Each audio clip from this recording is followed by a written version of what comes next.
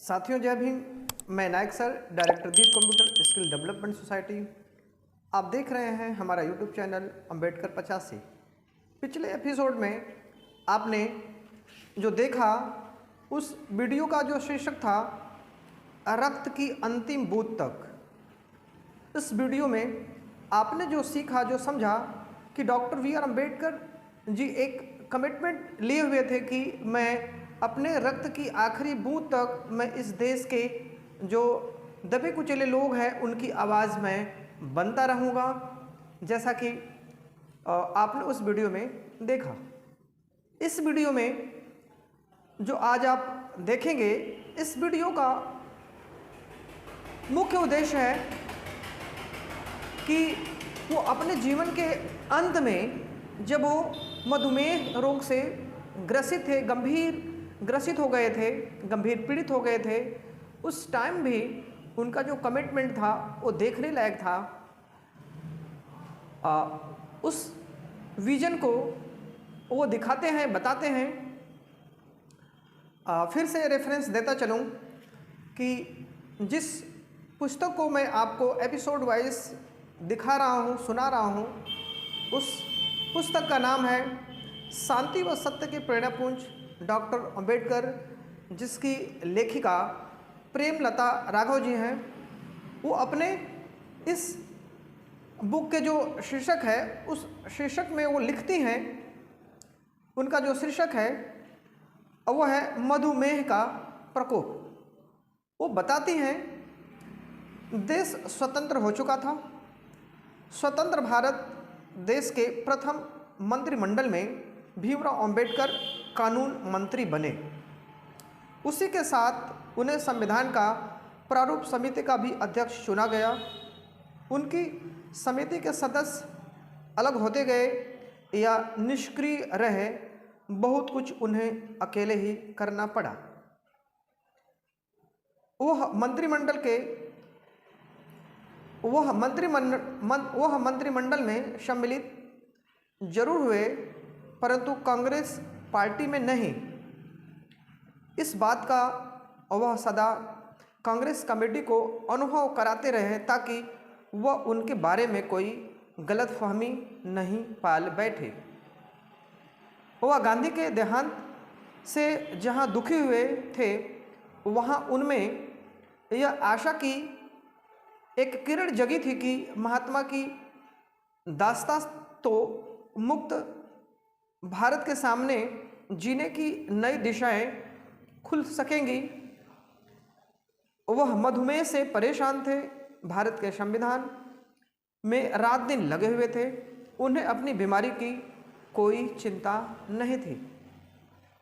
इसी बीच उनकी मित्रता सविता से हो गई। सविता का व्यक्तित्व इस समय उनको राहत देने लगा था।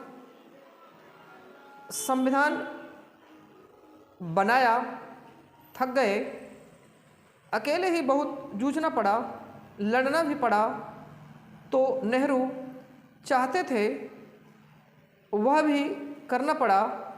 बहुत कुछ शेष रह गया, जिसे आने वाले समय के लिए छोड़ दिया गया। रुकावटें पैदा हुई। नेहरू ने आश्वासन देकर बाद में साथ छोड़ दिया। अंबेडकर एकदम अकेले पड़ते गए। बीमारी उन्हें अलग सता रही थी। ऐसी हालत में सविता उनके नज़दीक आती गई। नहीं चाहते हुए भी कुछ ऐसा घटित होता जा रहा था जिससे वह अंदर ही अंदर दबे जा रहे थे। उन्होंने 25 अप्रैल 1948 को Uttar Pradesh schedule caste federation के वार्षिक अधिवेशन में जो भाषण दिया, उससे कांग्रेस में खलबली मच गई थी।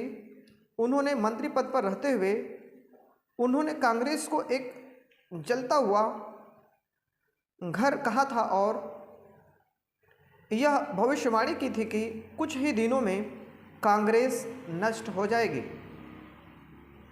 इसलिए उससे दूर रहना चाहिए। इससे सारे कांग्रेसी नेता नाराज हो गए थे। डॉक्टर अंबेडकर त्यागपत्र देने की पेशकश कर चुके थे।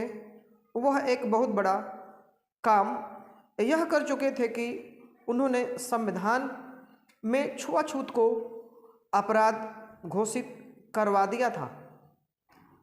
तो मित्रों, आपने देखा कि डॉक्टर बी आर अम्बेडकर एक गंभीर बीमारी मधुमेह से पीड़ित थे। इसके बाद भी उन्होंने संविधान बनाने का जो जिम्मा लिया वो काबिल तारीफ थी, क्योंकि वो चाहते थे कि जो सदियों से दबे कुचले लोग हैं उनके लिए अगर यह संविधान बन जाए तो शायद उनकी स्थिति सुधर जाएगी। और ऐसा हुआ भी कि संविधान लागू होने के बाद कांग्रेस ने कुछ हद तक दलितों, पिछड़े, आदिवासियों के जो हालत थी उनको सुधारने का प्रयास किया, जिससे एक मिडिल क्लास फैमिली बना समाज में। ये संविधान की देन है। तो जैसा कि इंट्रोडक्शन में मैंने बताया कि एक आम आदमी को अगर इतना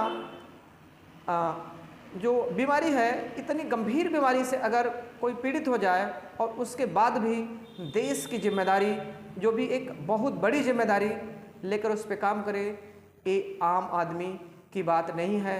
इसलिए डॉक्टर बी आर अम्बेडकर को विश्व रत्न कहा जाता है।